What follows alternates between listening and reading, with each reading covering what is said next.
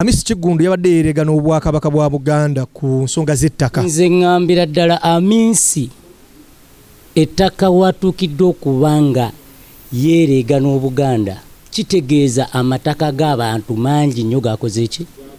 gatutenga ayerimbika mu makooti nti nze nja kuwoza. Ex-Vice President nkusaba ebintu bino wibanga kooti yasaze n'esala bwetyo mu bisotinge nga family bikomaawo olw'ensonga tuswala. Twayagalanga nnyo ogenda okulaba Queen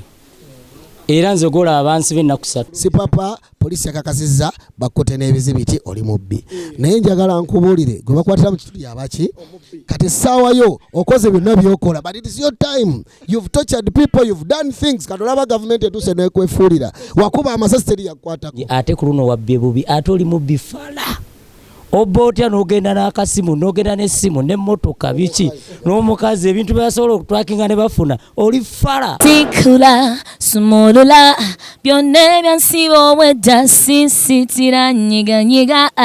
abalungi mwenna mwekumire ku NEKOZ TV. You know what it is. Subscribe olabe ebisingawo ne original Benja tobasuwa Weekend gabadde mazaalibwa ga First Lady Bannayuganda basinga obungi bamumanyi nga First Lady okuva muno mukyala wa Kyagulanyi Babi Kyagulanyi. Of course Babi Kyagulanyi weekend abadde n'amazaalibwa ge ebadde birthday ye era nga tumuyozaayoza amazaalibwa katugogereko katono gabadde mu America eyo California. Bannayuganda bamutegekedde akabaga kabadde kasufu nnyo era nga kanyovu. Baganda banga amazaalibwa mwagalabyeko mwagategeddeko gabaddeyo ku Lwokusatu weekend yennyini wagalabyeko amazaalibwa ago. Kusokera ddala First Lady Mami Babi nze mutabani wo Junior Manemeka kati nkwagaliza amazaalibwa balungi muzeeyi saakulabye naye mama yanyumye Kyagulanyi muzeeyi kwagala nnyo era family eyo njagala nnyo olw'ensonga nina omukisa nti nange ndi member wa family eyo. Mama wange azaalibwa ne Kyagulanyi Robert Center mami namuleme Kathy kutumira nnyo mama wange nkwagala nnyo era muzeeyi wange kojja wange Kyagulanyi Center I love you so much Uncle Julius big up ne Mami Babi to wampise wadeko te Uganda babadde Bulaaya sebo bafidde bagikoledde mu California namugambye ondeko te Uganda nange wali wadde oteka mnoga Manemeka yi kati yesawa kwa Uganda twabonabona ffenna rega kyonna kyekiri amazaalibwa amalungi mami webalekula ne bato bange mwenna bambi mbagala nnyo big up. Amazaalibwa ga Babi Kyagulanyi Babi Kyagulanyi muyoza happy belated happy birthday oyo munantunga muwave waffe Itungo Babi Kyagulanyi itungo kitegeeza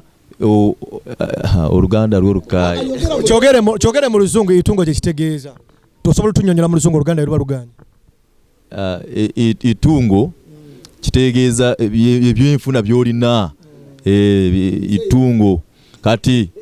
Kyagulanyi mugezi gawasa omukazi iwe itungo gamba muko waffe wafuna ekintu. So happy birthday Babi. Enjoy your life when you are still alive. Thank you very much. Kamu bubiri ku mazaalibwa ga Babi Kyagulanyi. Era nange ndagamba happy birthday mchala Kyagulanyi Babi. Kulika myaka gyonna gyowezezza Mungu akongereyo emirala mingi obeerewo olubeerera. Amina. Obubaka bwa amazaalibwa ga First Lady Mama Kampala. Mama Kampala amazaalibwa amalungi kyakabi nnyo webale kunyirira Mami Kampala big up kuma muzeeyi oyo oli ku NEKOZ TV program bagiyita Fumita Emboozi. Muganda wange otusangidde tuli mu kuwayawaya mutufumitamu ku bintu ebyenjawulo subscribinga buli kimu ogenda bokifuna wano. Yali speaker wa parliament omukulu Edward Ssekandi ate nga yaliko ne vice president w'eggwanga lino. Wiki eno emisango gyabaddeko mu kooti eyo nga gyekuutiza ku linnya lye ewamu ne mukyala we gwe yazaalamu abaana babiri. Omukyala Kirembe nga yamuzaalamu omukyala Kirembe nga yamuzaalamu abaana babiri. Omukyala ono bamuyita Leticia Nakimbugwe. Emisango gino gyabadde Masaka mu kooti ewaabira mukyala wa Edward Ssekandi bamuyita Victoria Nakandi muwala wa Edward Ssekandi. Ensonga entabwe eva kukuba nti omukyala ono Leticia oba ayinza okubeera maama wuno muto kwegamba ayinza basi ya muzaala naye nga mukyala wa Edward Seka step mother we. Okay, step mother we ensonga eva kukuba nti omukyala ono amaze emyezi 6 nga tasasula rent, of which rent oyo mugattagatta ali mu milioni 3 eza Uganda. Ate ng'omukyala ono kigambibwa mbu yakwata obukadde 18 okuva ku China abapangisa kw'ekyo ekizimbe nga rent ono wa myaka ejuwera emyaka 6.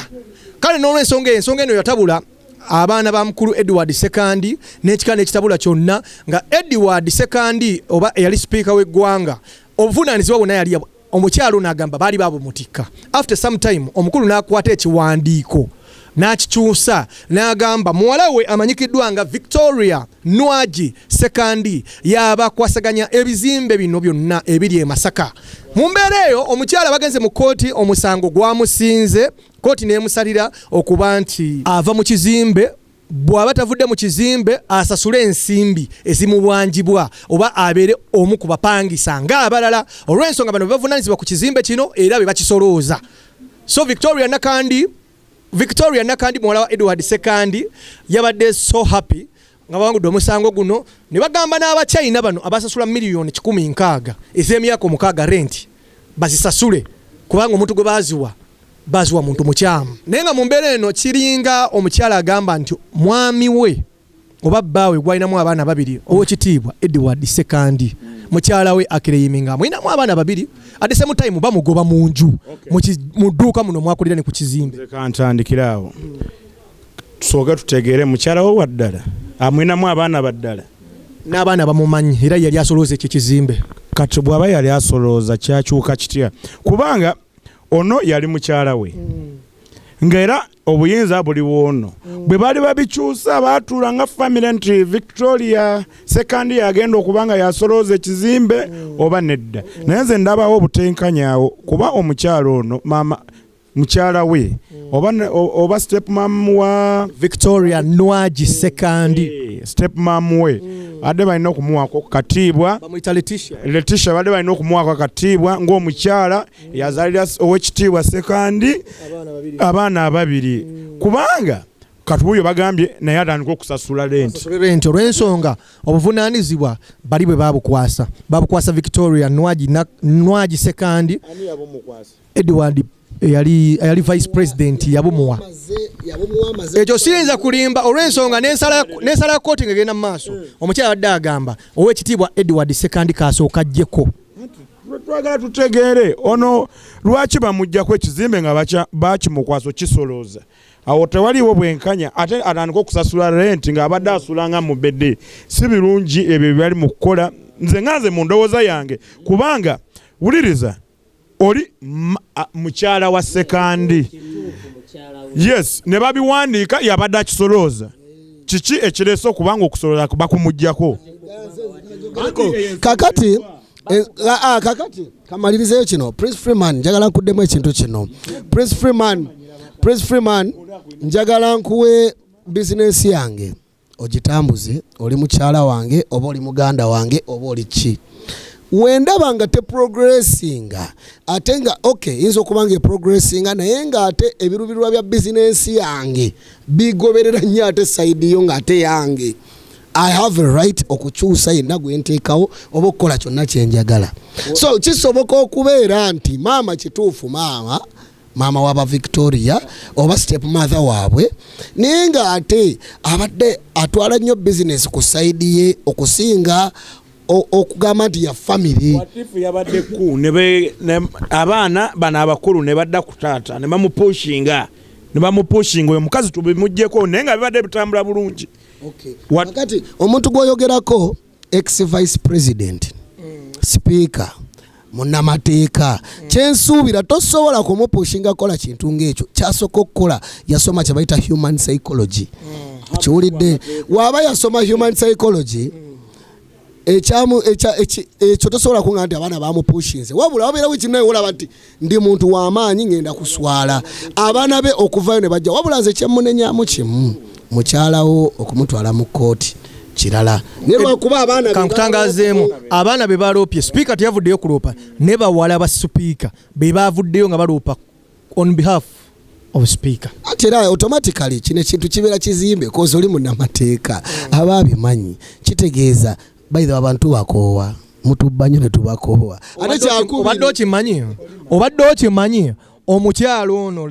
nakimbugwe mu bigambo byagamba nti sente zino ezazimba ekizimbe yasondako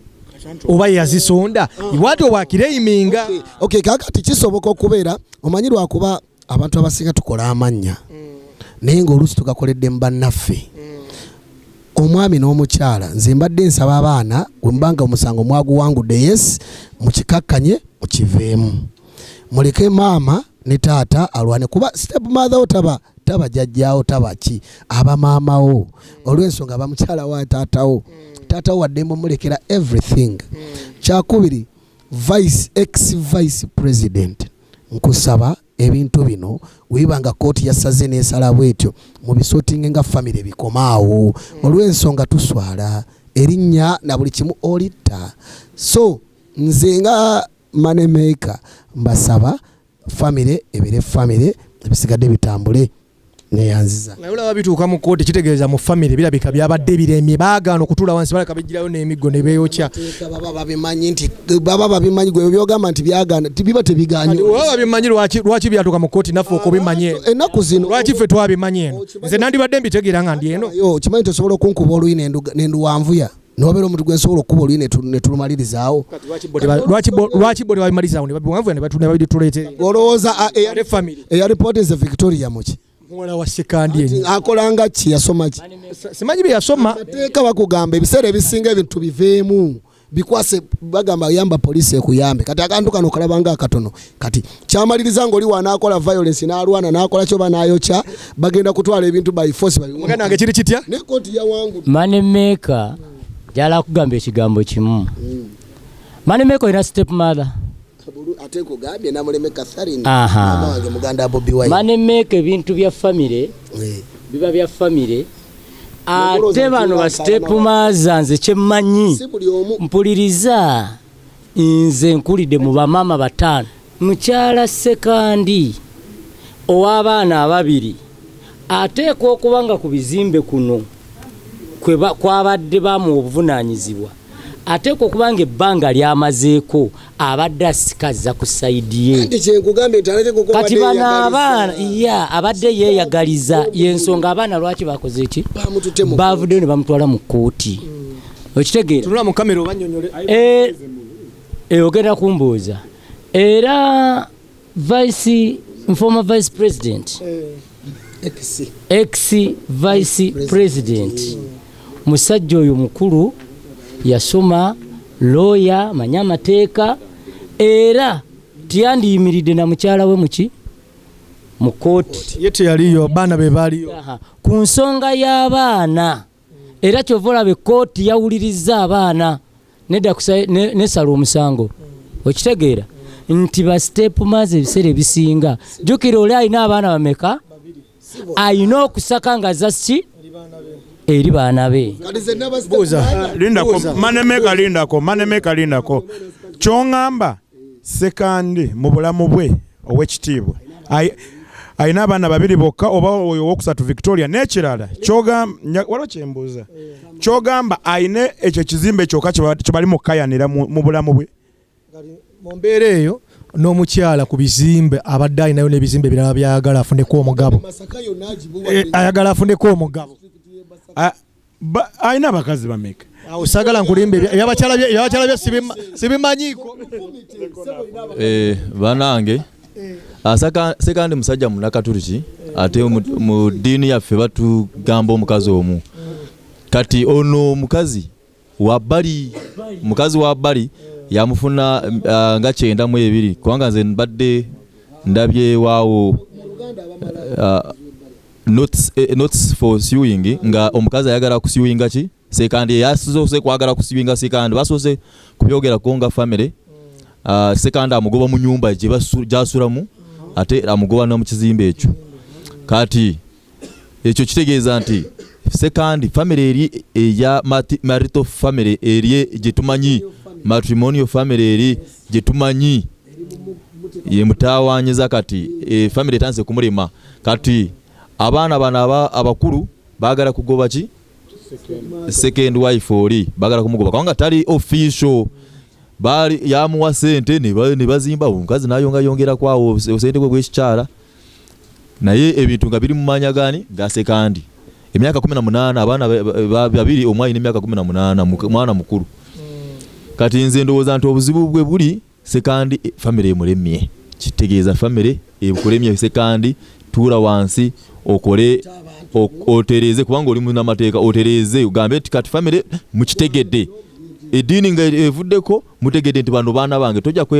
kwewakana omusaayi gwo bwe baana bo nabo kitugambi bwe baana bo bavaayo obatematemere nga tonafa obatematemere otherwise bwofa nga tona batematemera bajja kwetta kati Ssekandi vice president waffe vaayo his excellency asigala bwati so Mr his excellency banange vaayo otematemera abaana bo obatematemere bulungi tetwagala tuswara nga manimeka bwayogedde tuswara tukola wa musajja ngoyo ate twadde tuteeka mu ekitiibwa nnyo tuwulira ate family zikusobyeko kale twadde twagala nakuwa gwango olufugemu kati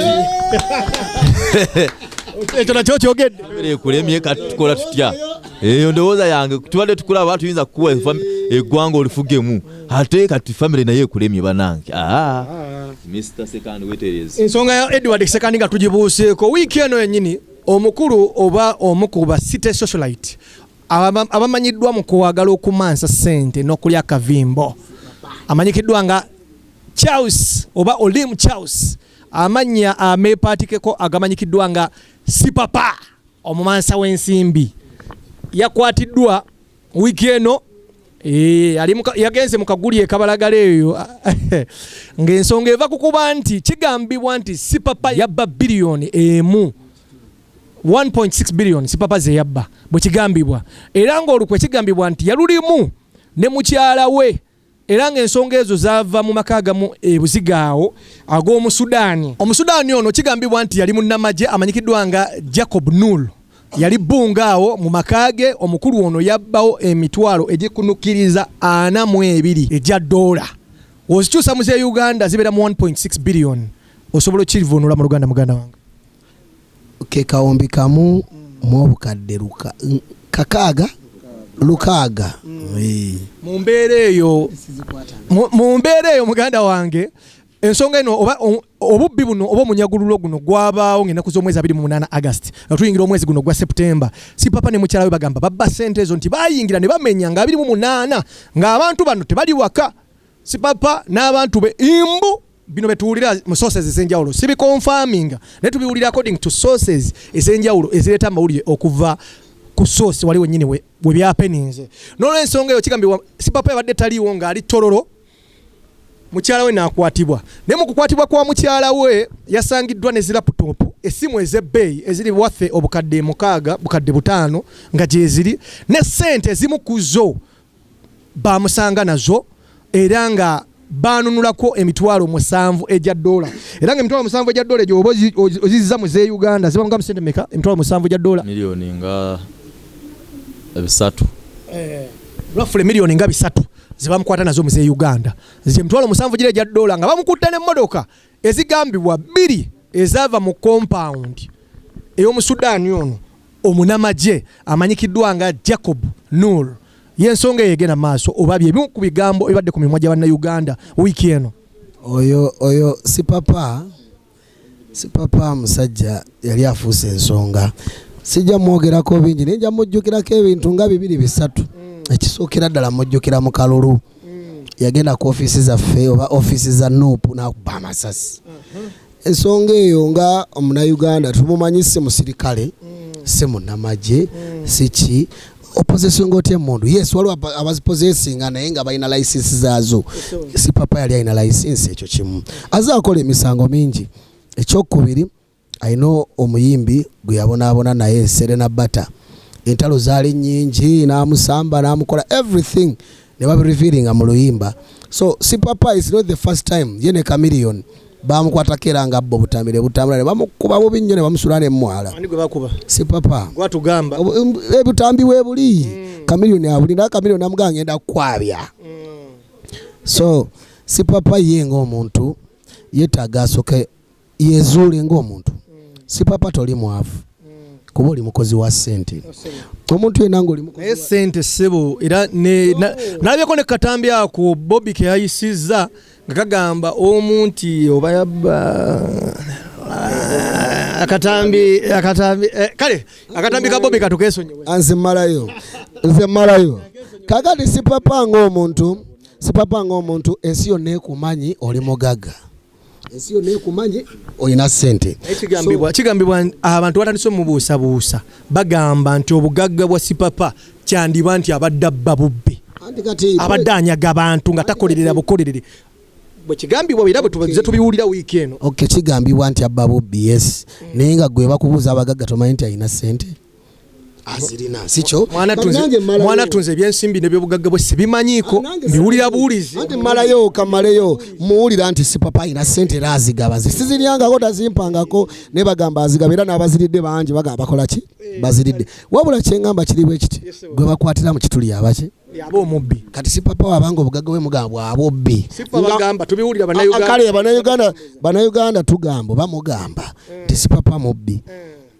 momokutteko nga bba before wabanga yabbye this time bamukwala kitegeeza mubbi even before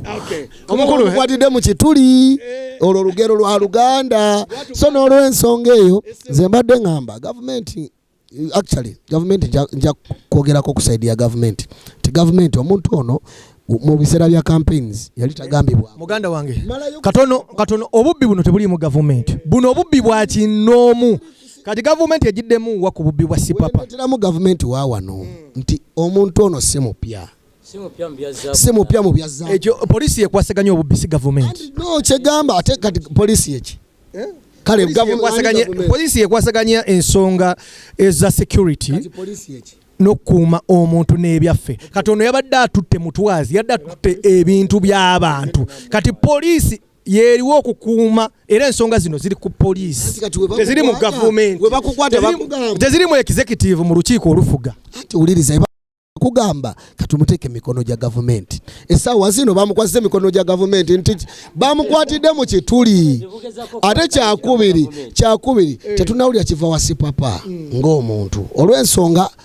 these are allegations Sipapa ssebo yavuddeyo na recording akatambi n'agamba kati wenjogerera ngenda ku poliisi Kabalagala bagamba mbo nabbye kangendeyo mukyala wange talina kyeyakoze naye naye bagamba mukyala we bamukutte ne ssente ssebe emitwalo 7 gya dola gitegeera bagamba tewalabye nze siri mu kwoleza Sipapa poliisi yavuddeyo oba bagamba report yafulumye bino bagamba byabaddemu ne mawulire mu ebiri kati polisi yakakasiza nti Sipapa mubbi bwe kiri kubanga wali ne report na bikine statement bagamba ne mmotoka kale Sipapa polisi yakakasiza bakote n'ebizibiti oli mubbi naye njagala nkubuulire gwe bakwatira mu kituli abaki kati essaawayo okoze byonna byokola but it is your time you've tortured people you've done things kati olaba gavumenti etuse nekwefuulira wakuba amasasi teri yakwatako naye wano Bobi Wine bamusiba nti simanya ine mundu siba teri yazirabako ebyo nebiggwa kati naawe sebo it is your time bagamba alisa munne ekitala alifa kitala byozookola it is your time sikuvumirira sikola ki ne man mwetereze katuyite mu bwangu mugana wange Sipapa yabbye 1.6 billion ozimanye ezo obazi kuwotandikirawo gwe Sipapa promota gwe mmanyi Sipapa ekituufu Sipapa ebintu byezookola bingi Sipapa era nze yadde bade tebamukwatanga naye nze sente ze mbadde nzibuusabuusa ebikolwa byokola si biki si birungi ate ku luno wabbye bubi ate oli mu bifala obba otya n'ogenda n'akasimu n'ogenda n'essimu n'emmotoka biki n'omukazi ebintu byasobola okutwakinga ne bafuna oli fala Sipapa mutuufu ye mubbi mukange mwa omukulu kiki oyogera nze ku nsonga ya Sipapa ensonga ya Sipapa sijja gyogerako nnyo kubanga eri mu kooti tebana salamu oba yabbye oba bamuframe nze oyinza kusanga naye ripooti byonna ya poliisi yabituteredde wali ebizibiti bye byajeri eyo evidence aba police bakunganyiza bye basanze wa Sipapa ebizibitu bye barooza ndibinza kuba bya babibye mu nyumba ziri tebana kakasa babye ebyo esente Sipapa abadde ne sente emitwalo 7 ayinza kuba abadde nazo naye kati sente zino bazisanze mu kasawo ka mukyala kyabadde kiriya zasangiddwa mu handbag ya mukyala Sipapa era nga n'ekiro ekyo oba security cameras z'abaana badde tumanyi ne batugamba nga ekiro kya 28 bali mu makaago ng'abamu ku bantu nduuza tebaliimu mu mbeera eyo kati bw'aba abadde evidence ngeri conclusive evidence bayita conclusive evidence nti bagirina nti Sipapa yabye kote ja kubikwasaganya wabwa bamusalire ekibonerezo kye naye nze mbadde mpabulamu nti banange bw'olaba omuntu nga alina sente nga totegeera amakubo malungi esente tebazigaba totegeera sente zivaawo ezo zivaawo sigamba Sipapa naye abantu bangi tubalaba n'oweebuuza esente ezivuddewa zino omuntu olaba alina bando z'esente nyingi abo babbi toyinza kukola sente nga tetumanyi mugulumo gw'okola nga tetumanyi taatawo alina sente meka g'olina mitwalo ya dola miliyoni za dola ate ekirala mbadde nsaba ne gavumenti oyo mu Sudan oyo alina emitwalo 43 close to emitwalo 43 ya dola ezo 1.6 billion as pocket change nobeera ne sente ezo mu nyumba yo that is one money laundering yaziyingiza atya mu Uganda basoke bakinonyezeeko ate ne Sipapa ngeri gye yazibanyamu ebyo saagala kubigendamu naye emitwalo 42 mu dola sente nyingi nnyo okubeera nazo as pocket change so bali njagala government efumiteko nnyo etegeere Sipapa yategeera atya ntona ina milioni billion 1.6 billion banange 1.6 billion bwe mbazi nyonyola omuntu wa wansi ezo milioni 10 mu lukaaga milioni 10 mu lukaaga omwaka gumu gulumena ku bisatu nkaga mu 5 omwaka kitegeeza nti bwe bakuwa billioni eyo emu ntozirye tokola olyeko buli lunaku ojeko milioni ye sente ogirye oba ogigula ki oba ogigula byennyanja obirye oba oginywa mwenge 1.6 billion omala emyaka 4 ng'olya buli lunaku olya omuntu okusibanga nga alina sente ezo zenkana bwe zityo ng'alina eddwaliro lyonna ne woteeri ng'agirina mu nyumba agiterese pocket money bamunoonyerezeeko yaziyisaawa ziri mu mateeka oba teziri mu mateeka nawe bamukwate ogambye ki Sipapa yazimanya ate era yazijjawa sebezo sente wane Uganda bantu bangi bakwata n'emmotoka ey'ebbeeyi ne bakubuuza ssebo wagiguze sente mmeka omusudani yawaka miliyoni emmotoka bagiwamba ne bagiteeka ku URA egikebera omusolo ekole buli kati omusudani ye yaziyisaawa ezo sente Sipapa ye yazimanya atya ebyo byonna balina bibuza gavumenti ndowooza example ya Sipapa tennabakubaawo bantu bangi bazirina mu mayumba gaabwe basirise ne batusibye mbwavu sente zonna omusajja azirina mu nyumba ezikola enguudo ezimaze hotelo yazirina mu nyumba nze Sipapa oba wabbye ezo nga kituufu wazibbye ebbira ddala ozitwale olw'ensonga nedda siwagira bubbi ye yazirabye ate era yazijja wakitegeeza wadde mu mission aba engaba naye yaganye ekyo mwaba kitugamba wano gamazima bw'oweebuuza ye yategedde atya nti oyo Omusudaani alina sente ogambye Omusudaani munamagye kisoboka okuba nazo kisoboka naye ofisa okuva Sudaani bamuyita Jacob Noel ezo sente nyingi jukira okumanya sente nyingi dola ya Sudan eriyale ezitowa nnyo naye kati enaku zino zakkamu ezo sente nyingi naye nze kyendowooza endowooza yange eri bweti bagamba if you fear at risk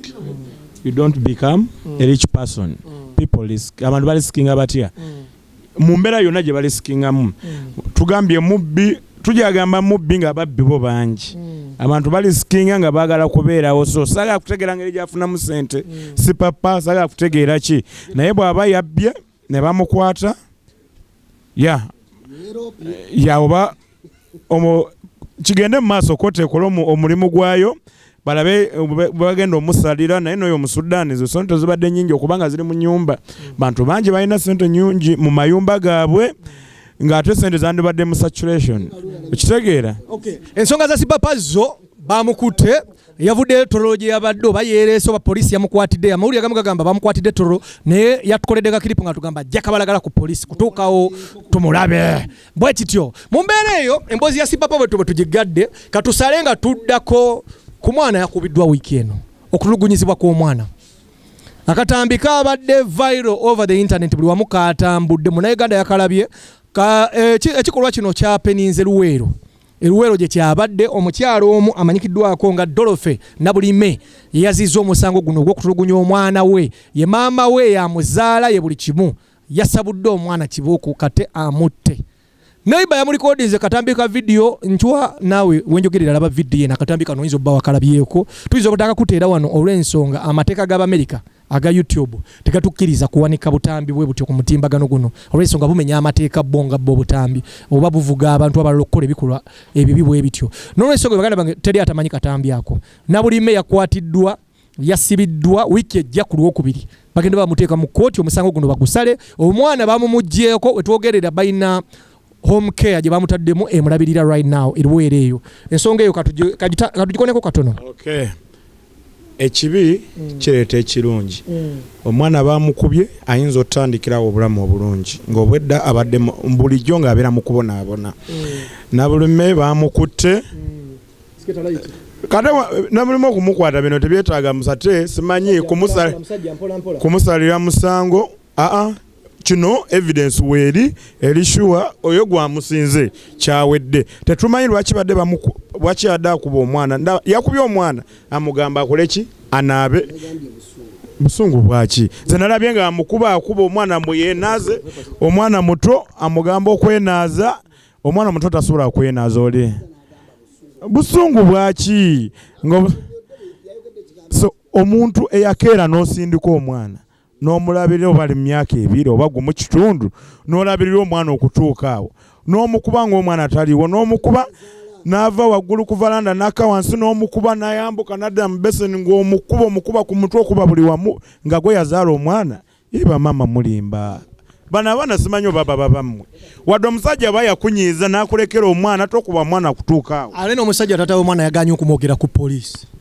oba tamanyi kitaawe oba tamumanyi oba busungu obwo bw'oba tomanyi taata w'omwana tekitegeeza kuba mwana kutuuka omwana oli kuba pulezidenti waffe w'enkya okuba vice president okuba honorable okuba doctor akisobola okujjanjaba omwana wange yenna gwe mba nzadde so kyabadde kibi nnyo omukyala ekyo kintu kye yakoze naye ekibi kiyinza ozaala ekirungi omwana n'afuna obulamu obweyagaza nze bwe mbadde nteesa naye nga kibi nnyo okwongereza okwo omwana yabadde n'ebiwundu bagamba yasangiddwa n'ebiwundu bingi era omukyala ono si gwe mulundi ogusoose okuba omwana ono yamukuba abaneiba bakwata omukyalo ne bamutwalako ku LC aba LC ne balagira abaneiba nti omukyalo ne muddamu mulaba ng'akuba omwana ono mumukwate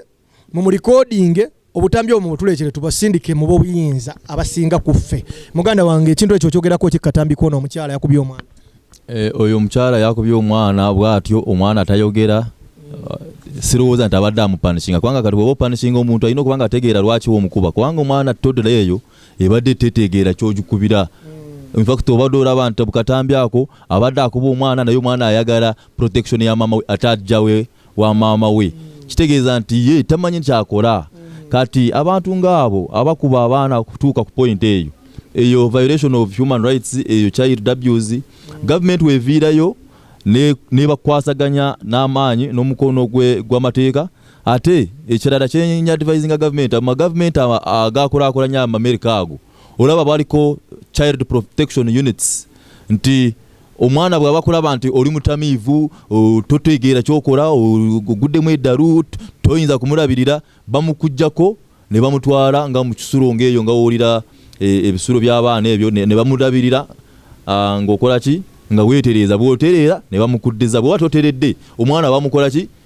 bamugaba in the way ntafuna family ndala bamu adoptinga. So waliko abantu abazaala abaana nga tebasobola kukola ki tebalina psychology ya kulabirira mwana abantu abo government ekole strategy ya kubakola ki ya kubakwatako. So oyo amateeka amura nkomyawo wiki ejja kulwokubiri omwana ali mu kooti nennyina omusango we bagenda okugula mula Buganda wange nga tumaliriza bugambo ki bw'osembyayo ku mboozi eyo? Omukyalo oyo ekituufu kiri nti alayika aliko ekyamu ku mutwe yeetaaga okukebera omutwe kubanga omwana atayogera okumukuba emiggo ng'olinga akuba omusota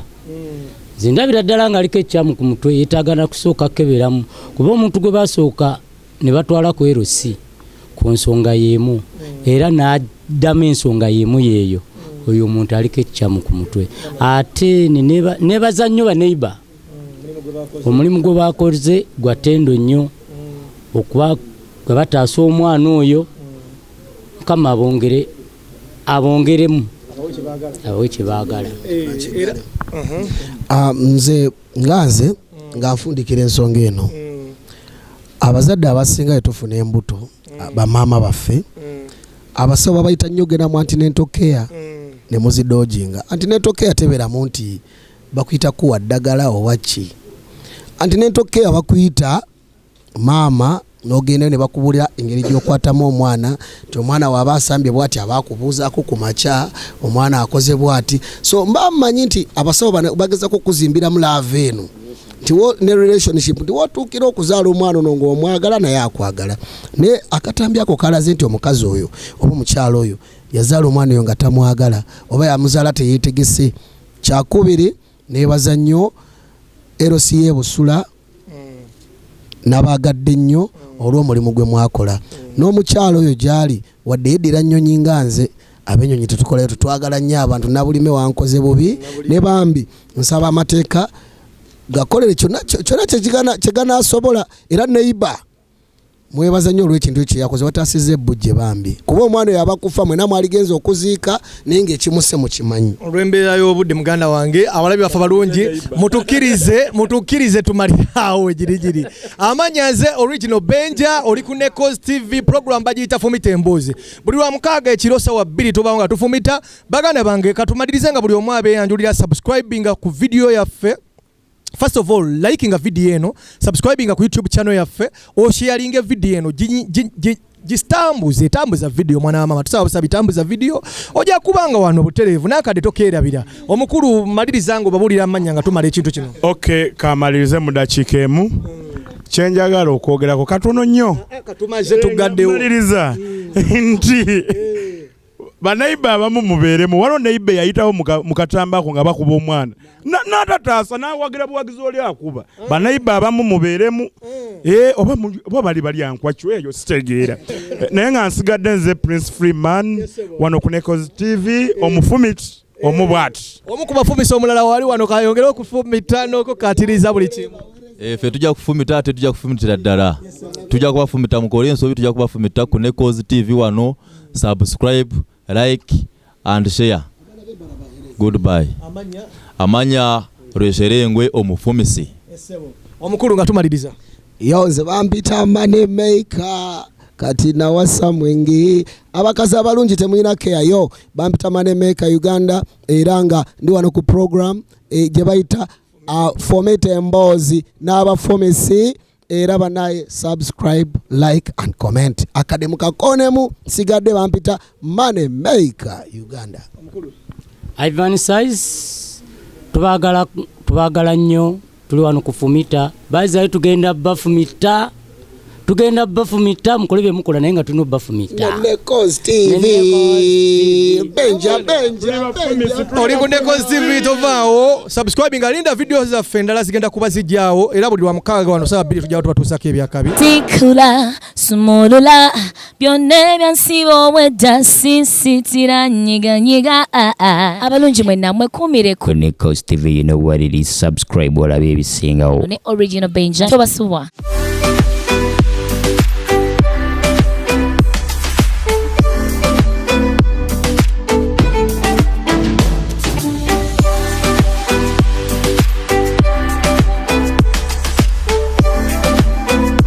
Yo, my people, what's up? It's your boy Eddie Kenzo with my boy Original Benja. Subscribe on NEKOZ TV.